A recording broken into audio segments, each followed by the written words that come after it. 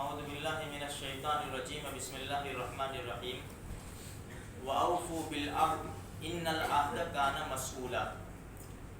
قرآن کریم کے 15ویں پارے کی ایک آیت کا جملہ ہے، اس میں اللہ تبارک و تعالیٰ کا ارشاد ہے کہ وعدوں کو پورا کرو، جو تم نے وعدے کیے ہیں اس کو پورا کرو۔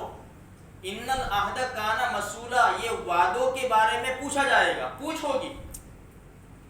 اس لیے ہم اگر ایک دوسرے سے وعدہ کریں، حلال اور جائز وعدے ہوں بھائی، حرام اور ناجائز وعدے اگر کسی نے پورے کیے ہو، بیوی سے اس شرط کے اوپر نکاح کیا کہ روزانہ تیرے کو 3 سے 6 میں لے جاؤں گا، اب بیوی کے لے جاؤ، یہ وعدے نہیں بھائی۔ کسی نے کہا کہ چل ذرا یہ ہو جاوے تو اپنے ناشتہ کریں گے اور شراب پیئیں گے، اس طرح کا، تو یہ جو حرام اور ناجائز وعدے ہیں وہ تو حدیث میں خود ثابت ہے۔ اللہ کے رسول صلی اللہ علیہ وسلم نے کہا ہے کہ بھائی قسم توڑ دو اور کفارہ دے دو۔ جو جائز وعدے ہیں اس کو پورا کیا جائے گا۔ سب سے پہلا وعدہ ہم اللہ سے کر کے آئے ہیں میرے بھائیو، الست بربکم 9ویں پارے میں اللہ نے ہم کو پوچھا تھا، کیا میں تمہارا پالن ہار نہیں ہوں، میں تمہارا پیدا کرنے والا تمہارا رب نہیں؟ ہم سب نے کہا تھا بلا، کیوں نہیں؟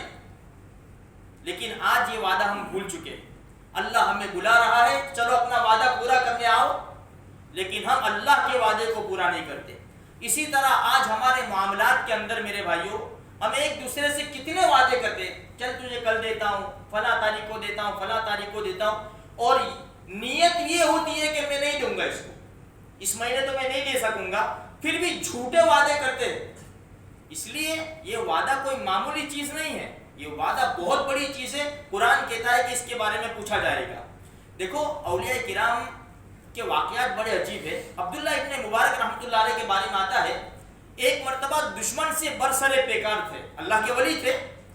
دیکھو یہ جو لوگ ہوتے ہیں صحابہ کرام، تابعین، تبع تابعین، اولیاء کرام، بزرگان دین، ہم بزرگ کس کو سمجھتے ہیں؟ جو مسجد کے کونے میں بیٹھ کے تصویر لے کے بیٹھ جاوے، قرآن لے کے، اس کو بزرگ سمجھتے ہیں۔ وہ لوگ ایسے نہیں تھے، وہ لوگ ہر فن کے ماہر تھے، ہر فن مولا تھے۔ آج یہ لفظ بھی غلط استعمال ہوتا ہے ہمارا، جو بالکل بیچارہ ایسا ہی پھرتا ہو نا بغیر کسی کام کا، نیورا، جانتے کون ہے؟ ہر فن مولا ہے یہ تو۔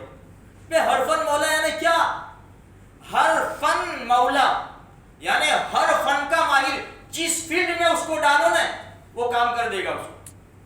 بعض لوگوں کے اندر سی صلاحیت ہوتی ہے کہ جو کام بھی دو وہ کام پورا کر دے گا۔ تو یہ بزرگان دین تھے، یہ ایسے نہیں تھے صرف۔ اور یہ بات بھی نہیں ہے کہ بھائی چلو مسجد کا کونا پکڑ لینا اور دوسرے دنیا کے کام چھوڑ دینا، یہ رہبانیت ہے۔ اور لا رہبانیت فی الاسلام، اسلام میں رہبانیت نہیں ہے۔ یہ ہمارا نوجوان مسجد میں آئے گا تو مسجد کا کام کرے گا، بازار میں جائے گا تو بازار کا کام کرے گا، اور اگر دشمن برسر پیکار ہے تو وہ کام کرے گا۔ جس طرح حی علی الصلاۃ، حی علی الفلاح کی آواز کو یہ جواب دیتا ہے اور سیدھا اللہ کے دربار میں آتا ہے، اسی طرح ایک آواز لگتی ہے، آؤ مسلمانوں کو ضرورت ہے، اسلام کو ضرورت ہے، تو پھر یہ وہاں چلا جائے گا۔ یہ صلاحیت اور استعداد مسلمانوں کے اندر ہونی چاہیے، لیکن آج ہم بہت پیچھے رہ گئے میرے بھائیوں۔ یہ دوسری قوموں کو دیکھو صبح، کیونکہ ہم تو صبح اٹھتے ہی نہیں ہیں، 4-5 بجے یہ قومیں ہیں، یہ روڈ کے اوپر تم دیکھو تو صحیح، کیسی پریکٹس، کیسی ورزش ہے، کتنی تیاریاں ہو رہی ہے، اور یہ مسلمان کا بچہ نماز چھوڑ کر سویا ہوا ہے آرام کے ساتھ۔ حالات نادرست ہے، حالات اچھے نہیں ہیں، ہم کو ہر فن مولا بننا ہے۔ تو خیر عبداللہ ابن مبارک رحمۃ اللہ علیہ برسر پیکار تھے دشمن کے ساتھ۔ اب بعض جب پہلے لڑائیاں ہوتی تھی نا تو ایک دشمن نکلتا تھا، ایک یہاں سے نکلے، ایک سامنے سے دشمن نکلے، بعض مرتبہ گھنٹوں نکل جاتے تھے 2 آدمی کے بیچ میں، یعنی سامنے والا بھی طاقتور، یہ بھی طاقتور، ہر ایک وار کو روکے، ہر ایک پینترا جانتا ہو، تو گھنٹوں نکل جاتے تھے۔ تو لڑ رہے تھے کہ نماز کا وقت ہو گیا، تو عبداللہ ابن مبارک رحمۃ اللہ عنہ کو آواز دی کہ ٹھہر جا۔ کہا کیا ہوا؟ میرا نماز کا وقت ہو گیا، مجھے نماز پڑھ لینے دے۔ 5ویں پارے کے اندر جنگ کی نماز کا حکم ہے، جنگ کی، یعنی جنگ کی حالت میں بھی نماز معاف نہیں ہے. فَإِذَا كُنْتَ فِيهِمْ فَأَقَمْتَ لَهُمُ الصَّلَاةَ فَلْتَقُمْ طَائِفَةٌ مِّنْهُمْ مَعَكَ وَلْيَأْخُذُوا أَسْلِحَتَهُمْ. ایک جماعت نماز پڑھے اور دوسری جماعت برسر پیکار رہے دشمن کے ساتھ.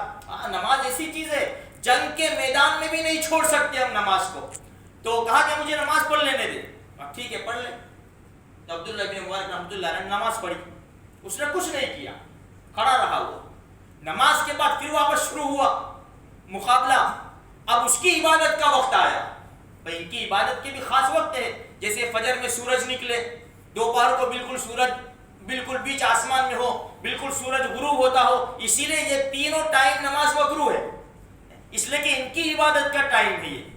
تو اس نے کہا کہ میری عبادت کا وقت آیا. تو کہا کہ ٹھیک ہے تو بھی میری عبادت کر لے. جب وہ عبادت کر رہا تھا, عبداللہ ابن مبارک رحمۃ اللہ علیہ نے سوچا موقع اچھا ہے, میں اس کو قتل کر دوں. یہ ارادہ کیا تھا کہ غیب سے آواز آئی, خبردار وَأَوْفُوا بِالْعَهْدِ إِنَّ الْعَهْدَ كَانَ مَسْئُولًا, تم وعدہ کر چکے ہو.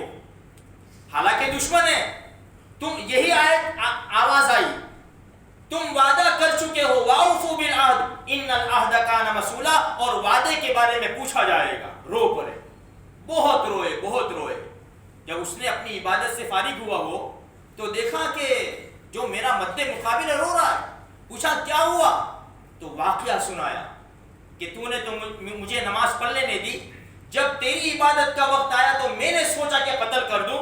فوراً رب کی طرف سے آواز آئی, غیب سے آواز آئی کہ خبردار ایسا مت کرنا, لیکن اگر ایسا کیا تو قیامت کے میدان میں پوچھ ہو جائے گی. تو بھی حیران ہو گیا سامنے والا دشمن. اوہو, تیرا رب مجھ دشمن کی وجہ سے دوست سے ناراض ہوتا ہے. ایسے رب کو نہ ماننا تو بزدلی کا کام ہے. وہی اشہد ان لا الہ الا اللہ واشہد ان محمد رسول اللہ پڑھا اور مسلمان ہو گیا. یہ مسلمانوں کے حالات میرے بھائیوں. آج ہمارے گھروں میں, ہماری دکانوں میں, ہمارے محلے میں کتنے غیر مسلم رہتے ہیں. وہ آج ہم سے نفرت کرتے ہیں کہ مسلمان, یہ مسلمان نہیں, یہ مسلمان تو مسلمان نہیں ہے, یہ نان پریکٹیکل مسلمان ہے, یہ پریکٹیکل مسلمان نہیں ہے. آج مسلمانوں سے نفرت اسی وجہ سے ہے کہ ہم نے اللہ کے رسول کی تعلیم کو چھوڑا, اولیاء کرام کے طریقوں کو چھوڑا, جانوروں کی طرح زندگی گزارے, اللہ کے حکم کو توڑ کر, پیارے نبی کے طریقوں کو چھوڑ کر, اولیاء کرام کے راستوں سے ہٹ کر ہم زندگی گزار رہے. میرے بھائیوں آج مار کھا رہے ہیں. ہمیں ضرورت ہے قرآن اور حدیث کے اوپر آنے کی. جو قوم قرآن و حدیث کے اوپر آ جائے گی اس کا بول بالا ہو جائے گا. اللہ تبارک و تعالیٰ مجھے آپ کو سارے مسلمانوں کو توفیق نصیب فرمائے.